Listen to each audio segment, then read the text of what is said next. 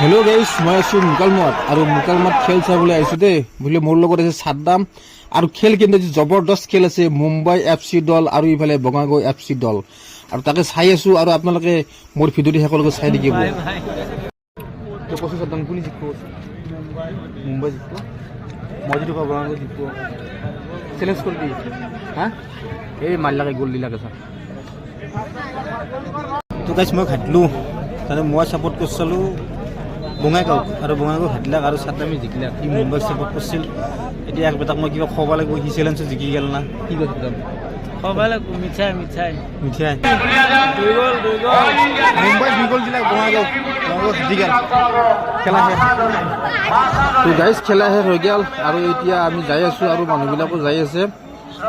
আৰু ইফালে 17 তাৰিখে আৰু খেলা আছে, আৰু ইয়াৰ পিছত কাৰ কাৰ মাজত খেল আছে মই আপোনালোকক কৈ আছোঁ। 17 তাৰিখ অইল ইণ্ডিয়া দুলীয়াজান আৰু ইফালে আছে মুকালমুৱা মাছা দলৰ মাজত, আৰু খেলখন খুবেই ভাল। আজিৰ কাৰণে ভিডিঅ'টো এৰিলোঁ, নেক্সট ভিডিঅ'ত আকৌ লগ পাম। Bye bye.